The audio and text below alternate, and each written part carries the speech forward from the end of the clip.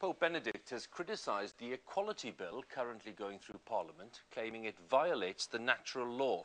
Church leaders are said to be worried that the bill might expose them to legal challenges if they refuse to employ openly gay people or transsexuals. The Pope has now confirmed that he will be visiting Britain later this year, as Robert Piggott now reports.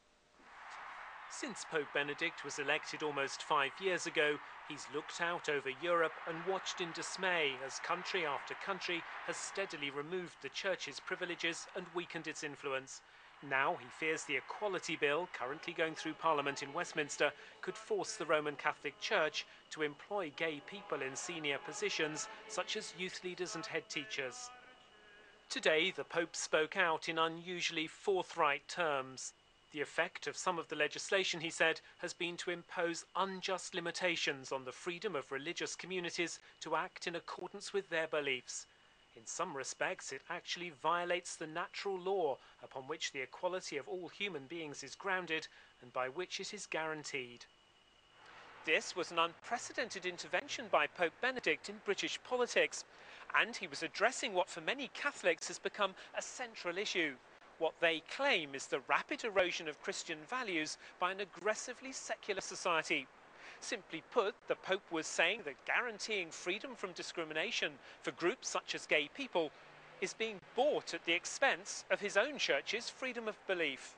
But if the suggestion is that religious individuals or organisations should be exempt from equality protections, we would differ in that view. We think that the equality bill, the position it takes, providing protection for all people, whether in employment or public services, is the right approach. In recent years, churches have fought a losing battle against equality legislation.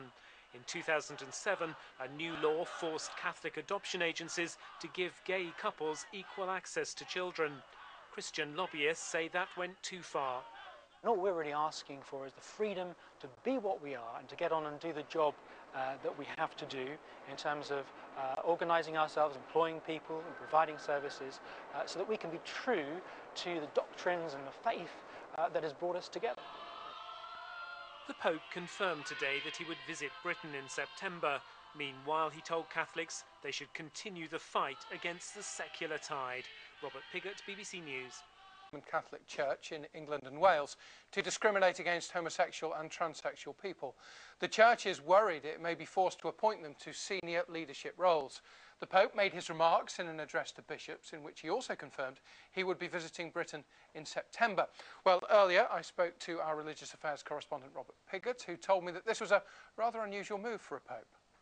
Yes, I can't remember the Pope actually intervening so directly in British politics in this way, Pope Benedict anyway, and actually using quite strong language to say what he wants to say. What he said goes to the heart of a central issue for British Christians, certainly traditionalist ones. That is the idea that their rights, their values are being eroded in what they regard as an aggressively secular country.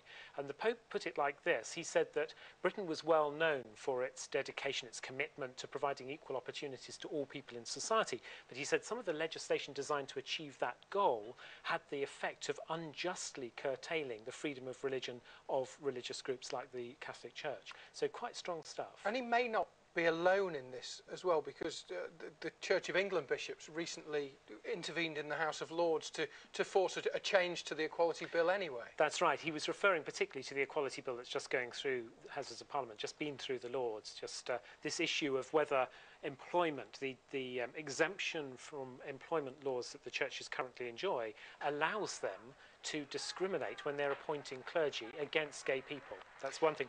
Also, though, against senior other positions like youth leaders and, let's say, heads of Catholic schools, that sort of thing.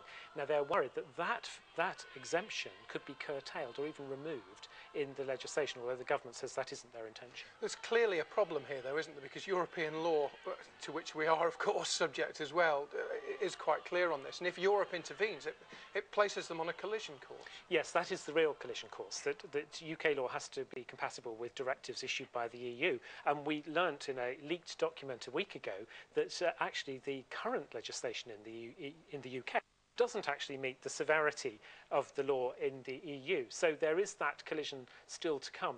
The UK government says it's going to fight that issue.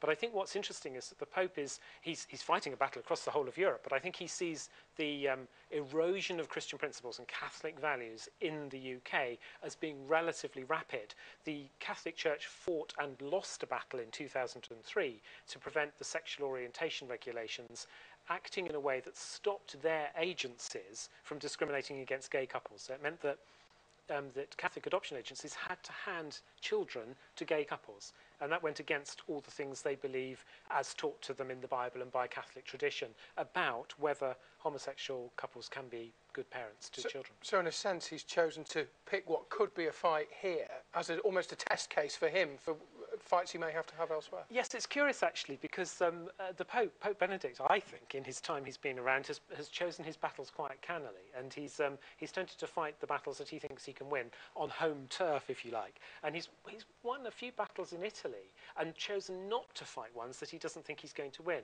This could, in a way, be a rallying of the troops, because and an indication of what he's going to say when he visits Britain later this year. But I think, in a way, he wants to draw attention to something that's going on and rally other Christians as well. There are a lot of Protestant Christian groups who are beginning to fight back in court cases. We think of Nadia Awida, the BA check-in clerk, who's fighting her battle in the Court of Appeal over wearing the cross. There are also other battles going on. And I think that it may be a rallying cry to the wider Christian community about fighting back. He told Catholics today, told the bishops who are meeting him in Rome, that they were to carry on the fight. They were to carry on as a national debate in Britain, whatever anyone else said.